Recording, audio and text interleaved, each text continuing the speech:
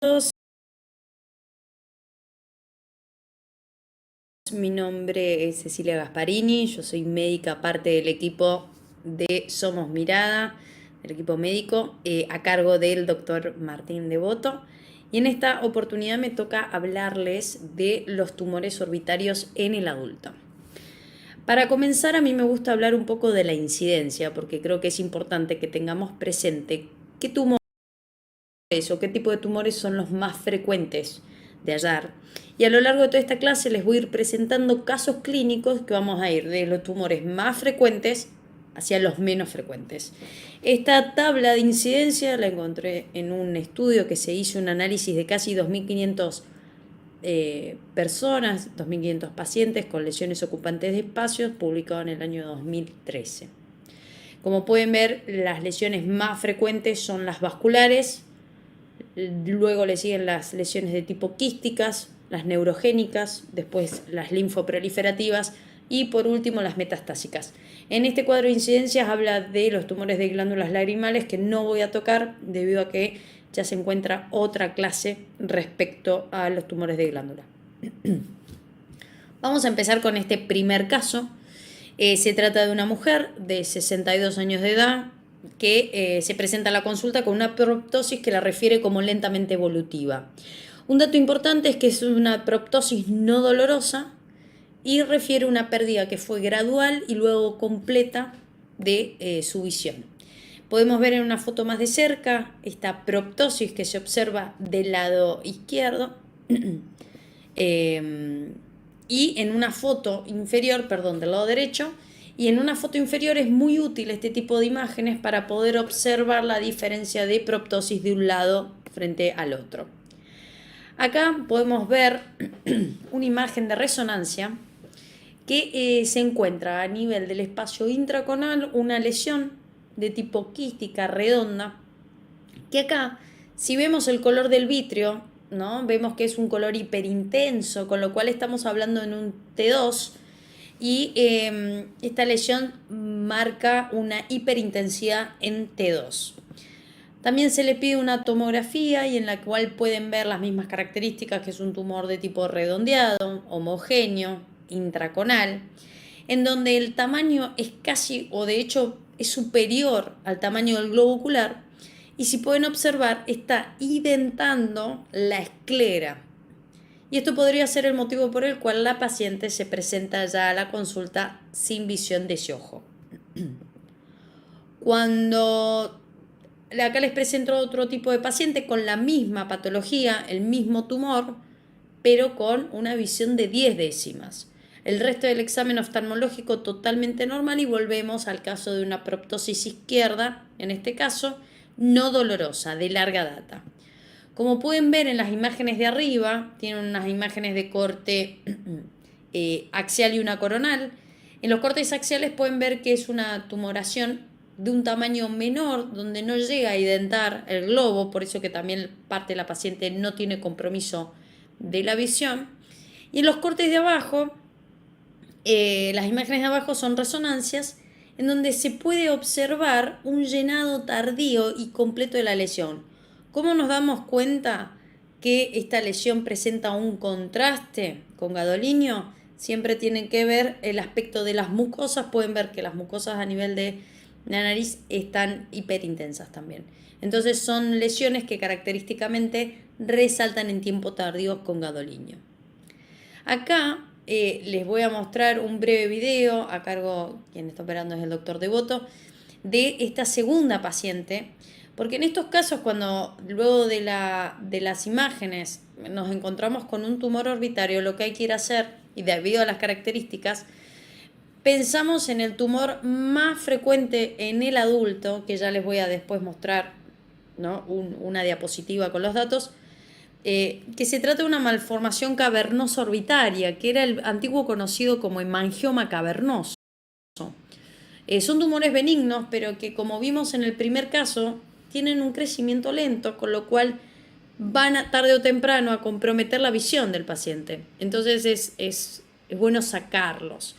Entonces pueden ver cómo se maneja con extrema cautela, porque obviamente se trata de tumores vasculares, que pueden ser altamente sangrantes. Hay que ir divulsionando, ¿sí? Son tumores que tienen una pseudocápsula, que normalmente pueden salir de manera completa. Entonces eso no permite una buena resección. Acá vamos liberando poco a poco, tratando de no romper el tumor. Y ahí pueden observar el tamaño que presentaba. En un corte de anatomía patológica podemos ver, ¿no?, todo el interior, que por eso estos tumores se llamaban cavernomas, hemangiomas cavernosos, perdón. Bueno, luego del postoperatorio, lo que se muestra acá es que la paciente persistía con buena visión, agudeza de 10, pero con buena motilidad. Entonces, repasando y volvemos la imagen acá de la tomografía de este tumor para recordar. Recuerden que las malformaciones venosas cavernosas orbitarias o los hemangiomas cavernosos, se trata del tumor orbitario más frecuente del adulto, ¿sí? También recuerden que son tumores que se presentan con mayor frecuencia en las mujeres, una edad media más o menos de la vida. Tienen crecimiento lento y son proptosis que no duelen por ese crecimiento lento.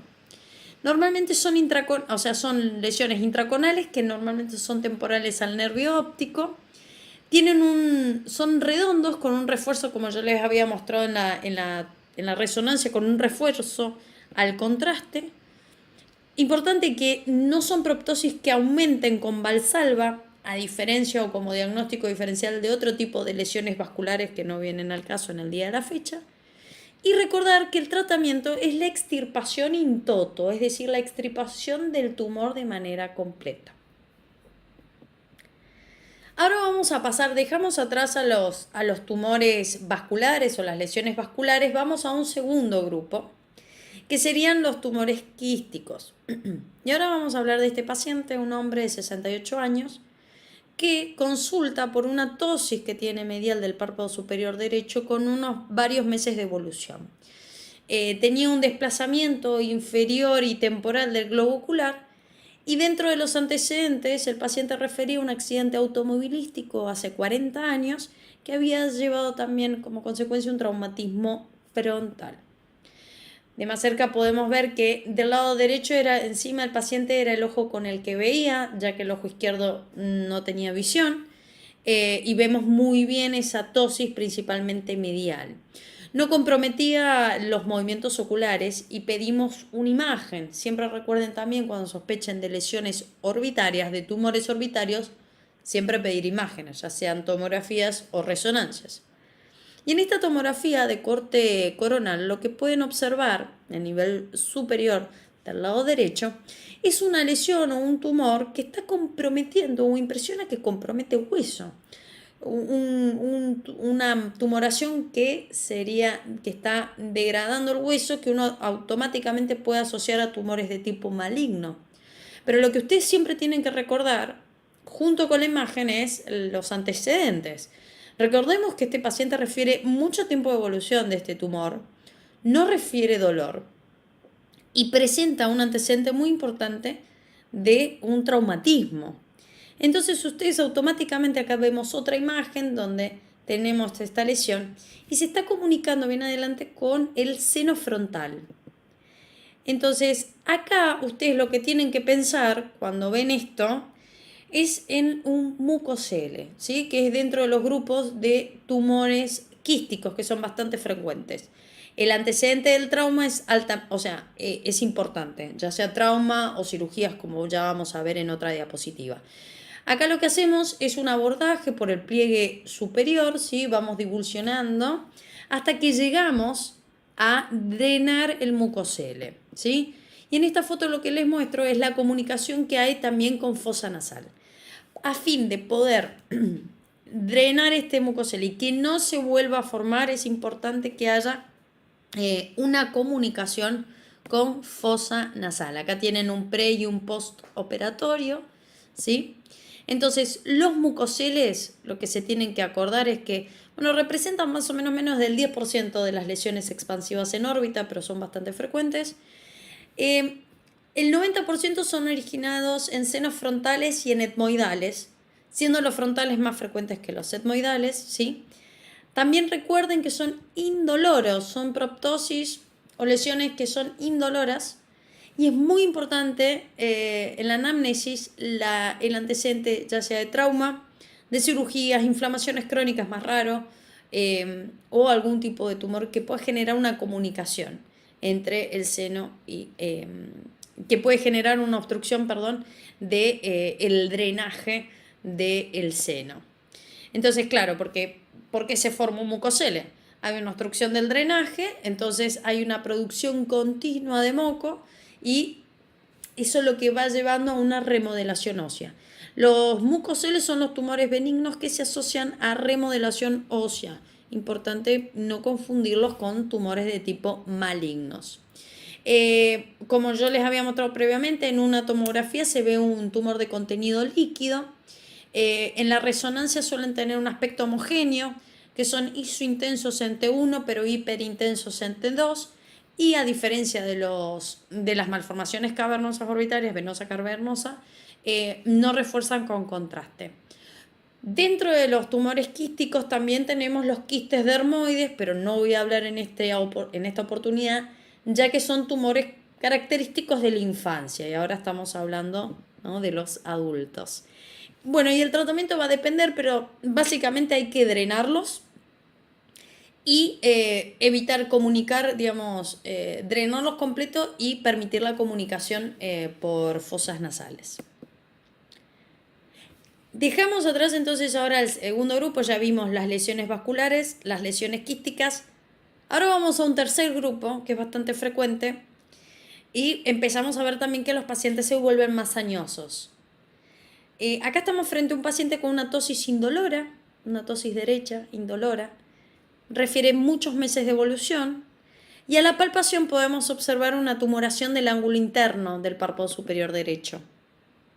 Pedimos imágenes porque es lo que siempre pedimos frente a la sospecha de alguna tumoración orbitaria. Y acá lo que podemos observar en esta tomografía, en este corte axial y coronal, es un tumor que es homogéneo y que, bueno, en este caso se presenta intraconal en este paciente, pero lo importante es que son bordes no tan netos, son levemente difusos. Y una característica muy importante de este tipo de tumores es que se va amoldando a las estructuras de la órbita. Se amolda, lo abraza, como si fuese una plastilina. Entonces, bueno, luego de ver esta lesión y demás, vamos, y ya sospechando, que ahora vamos a ver que estamos sospechando, vamos a tomar una biopsia, a quitarlo. Hacemos un abordaje por pliegue superior y ahí sacamos la lesión de manera completa. Podemos decir que es una biopsia de tipo escisional. Cuando ustedes vean una lesión de estas características, o sea, bordes un poco definidos, pero que se amoldan en la órbita y que se presentan en pacientes ya mayores, o sea, arriba de los 60 años, tienen que pensar en tumores linfoproliferativos. Y en este caso se trataba de un linfoma de linfocitos B de tipo difuso. Vamos a otro paciente, también más de 60 años, se presenta la consulta por presentar un bulto a nivel del párpado superior izquierdo que le costaba ya la apertura palpebral y refería a ella unos 2 meses de evolución. Volvemos a pedir imágenes, características parecidas con respecto a la densidad que tiene la tumoración o la lesión, y en este corte axial puede ver este compromiso ya, en este caso anterior, y que también se va amoldando, se quita en su totalidad por un abordaje también por vía anterior a nivel del pliegue, y en la anatomía patológica nos da un linfoma difuso de células B grandes. Otra tumoración linfoproliferativa, pero en este caso de células B grandes es un tumor extremadamente raro, bastante agresivo, pero bueno, se pudo llegar a un diagnóstico. Entonces, los tumores linfoproliferativos lo que tienen que acordarse es que son tumores también de crecimiento lento e indoloro. Son pacientes más añosos. Puede haber un gap entre otros tipos de tumores, como un hemangioma cavernoso, pero normalmente están en otra edad, ¿sí? Son más grandes. Tiene una característica que estos tumores pueden llegar a ser bilaterales. Los otros grupos de tumores que estuvimos viendo hasta el momento son característicamente unilaterales, ¿sí? Normalmente suelen ser extraconales, también suelen ser anteriores y a veces con compromiso de la glándula lagrimal. No me voy a meter en eso ya que van a tener otra clase de glándulas de tumores de glándula. Recuerden la característica en tomografía de que es un tumor que se va amoldando a los tejidos circundantes y es de tipo homogéneo. La estirpe patológica más frecuente que van a encontrar son tumores de tipo son linfomas no Hodgkin de células B. En estos casos, estos pacientes siempre tienen que ser derivados para descartar que no haya un compromiso sistémico del linfoma, ¿sí? Y el tratamiento va a depender, o sea, son tratamientos sistémicos. Acá nuestra función va a ser simplemente tomar la muestra, ¿no? Cuando uno sospecha de un linfoma, por supuesto vamos a tratar de sacar la mayor cantidad de lesión posible, pero muchas veces es mucho más difuso, más grande el tumor, con lo cual la biopsia termina siendo incisional. Pero el tratamiento final o el tratamiento, digamos, va a llevarse a cabo por los oncólogos y va a depender según la anatomía patológica, ¿sí? Algo importante es, a veces se presenta la disyuntiva de cómo diferenciar un tumor linfoproliferativo, cómo lo diferenciamos de una inflamación orbitaria e idiopática o el viejo conocido pseudotumor inflamatorio, porque son muy parecidos a veces en las características de las imágenes. Y lo que tienen que pensar ustedes es en el dolor y en la progresión. Y acá hice un breve cuadro para compararlos. La inflamación orbitaria idiopática duele, es inflamación, es agudo, es una progresión rápida que duele y tiene bordes poco definidos. Los tumores linfoproliferativos, como son de crecimiento lento, tienen una progresión lenta, no duelen. Tienen bordes más definidos, o sea, bien definidos, pero menos definidos que un hemangioma cavernoso, pero son mucho más definidos los bordes que una inflamación orbitaria, ¿sí? Entonces, igual, debido a a veces no es tan fácil poder diferenciar una inflamación orbitaria de un tumor, con lo cual siempre anatomía patológica, siempre biopsia para descartar.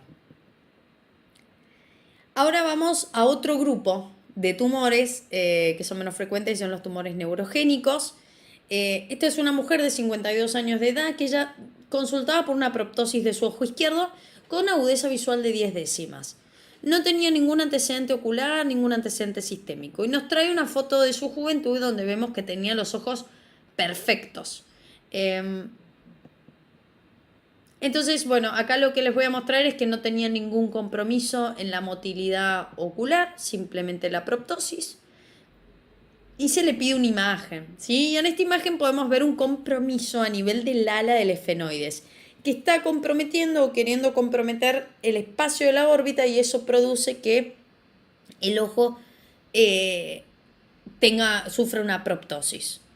Entonces, en estos casos estamos frente a los tumores neurogénicos.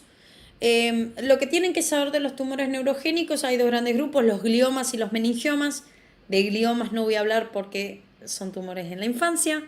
De los meningiomas pueden afectar tanto al nervio óptico como el ala del efenoides u otras estructuras. La del ala del efenoides es el más frecuente, que es lo que tenía nuestra paciente. Son tumores que se asocian con compromiso óseo, ¿sí? Los meningiomas son más frecuentes en las mujeres a un porcentaje de 2 a 1, en una proporción, perdón, de 2 a 1. La edad promedio de presentación es más o menos a la malformación cavernosa, más o menos 40 años. La disminución de visión es variable según el compromiso que tenga a la órbita, ¿no es cierto? Son tumores de tipos infiltrantes y es un crecimiento lento. Menos frecuentes son los meningiomas del nervio óptico. Acá les muestro una imagen de otra paciente, un corte sagital, donde es importante después para el diagnóstico diferencial capaz de los gliomas, porque hay gliomas que se diagnostican en edad adulta, pero son desde la infancia, son congénitos. Y hay un agrandamiento difuso del nervio óptico, generalmente se ven apicales. Si tiene una extensión fuera del nervio óptico son límites difusos, pero si no tienen extensión fuera del nervio, tiene una característica imagenológica que son una imagen en vías de tren y se asocian con calcificaciones. Y ahora vamos a pasar al último grupo, que es esta paciente, 65 años, mujer, que consulta por una tosis e inflamación. Ella refiere a una inflamación de unos 20 días de evolución. Ningún antecedente general, dice que refiere que el último el último examen médico fue hace 10 años y refirió que hace 6 semanas le había picado una araña y había resuelto con paños calientes. En el examen oftalmológico lo que pueden ver es que hay una menor hendidura, ¿no es cierto?, del lado derecho, cierta restricción de la movilidad. Fíjense como cuando la paciente mira hacia arriba, el párpado superior derecho no eleva. Cuando mira hacia abajo queda bastante fijo. Pero ahora se le está generando la misma presión, o sea, se está traccionando con la misma intensidad de un lado y del otro. Y miren cómo cede el párpado inferior izquierdo y cómo está retraído o duro, ¿sí?, o fijo ese párpado inferior derecho. Y si miramos una foto desde abajo, podemos ver de que el ojo derecho se encuentra retraído, hay un enoftalmos. Pedimos una imagen, en este caso la paciente nos trae una resonancia y lo que pueden ver es que hay un compromiso, una infiltración de la grasa intra y extracorneal de los contenidos orbitarios, ¿no?, derechos, principalmente del lado temporal al nervio. En un corte coronal se ve lo mismo. Y acá estamos hablando de un tumor, o sea, de un tumor que está generando retracción, un enoftalmos. Y ahí tienen que pensar en una metástasis orbitaria, ¿sí? A ver, en la mayoría de las veces, son un 75% de los pacientes, las metástasis orbitarias van a traer como consecuencia una proptosis. Y normalmente una proptosis de tipo axial. Pero recuerden que en un 25% se pueden manifestar con enoftalmos. Y lo primero que van a tener que pensar en estos casos es en un cáncer de mama. Así como los linfomas habíamos dicho, o los tumores linfoproliferativos, son tumores que normalmente tienen un compromiso bilateral, bueno, las metástasis orbitarias, casi en un 15%, también se pueden presentar de manera bilateral. Esto es un review que se hizo en el 2022, si no me equivoco, 2021, donde hablan de principalmente las principales características de signos y síntomas con los cuales se presenta un paciente. Obviamente son muy variables, pero la mayoría de las veces se van a presentar con diplopia, pueden presentarse con dolor dependiendo de la estirpe, también del tumor, ¿no?, cuál sea su tumor primario. Y algo importante es que el tumor más frecuente que se asocia con metástasis orbitarias es las metástasis de cáncer de mama. Entonces, como conclusión de esta clase de tumores orbitarios, los tumores orbitarios normalmente se presentan con proptosis. Luego van a evaluar las diferentes formas de proptosis, entonces es importante las características, si son proptosis axiales o no, si el globo ocular se encuentra descendido o traccionado hacia temporal o hacia medial. También es importante los síntomas, ¿son proptosis dolorosas o no dolorosas? Tiempo de evolución, edad del paciente, para ir descartando. Siempre también recuerden que el tumor orbitario más frecuente en el adulto es la malformación venosa cavernosa orbitaria, el viejo hemangioma cavernoso, eso es lo más frecuente. Después le van a seguir los quísticos, después los tipos neurogénicos, los linfoproliferativos y por último las metástasis. Siempre imágenes. Normalmente uno puede pedir de primera una tomografía, pero también una resonancia. Saber y recordar las características de cada uno. Y lo más importante que acá tienen que saber es que frente a todo lo previo, digamos, es decir, frente a las características de la clínica, la anamnesis y las imágenes, nosotros tenemos que tener una idea de la estirpe o de lo que estamos, frente a lo que estamos, para saber qué tipo de manejo vamos a tener. Si va a ser un tumor que vayamos a hacer una biopsia escisional, como en el caso que yo les mostré de la malformación venosa cavernosa, donde ¿no? el tratamiento es una extirpación in toto, o por ejemplo en el caso del linfoma, que se veía bastante delimitado y se quitó, ¿no? la mayoría de la lesión. O si en cambio, bueno, en algunos linfomas también más difusos se toma una biopsia incisional. Entonces, para luego saber el tratamiento, ¿no? Porque el tratamiento de los linfomas va a ser luego el tratamiento sistémico, no es la cirugía, no son tumores que se resuelvan o se traten con cirugía. Entonces, es importante también eso, saber frente a qué estamos, si es que vamos a querer tomar una biopsia nada más o si vamos a querer quitarlos completo. Así que bueno, espero que hayan entendido, que les haya sido divertido y bueno, eso sería todo. Un placer.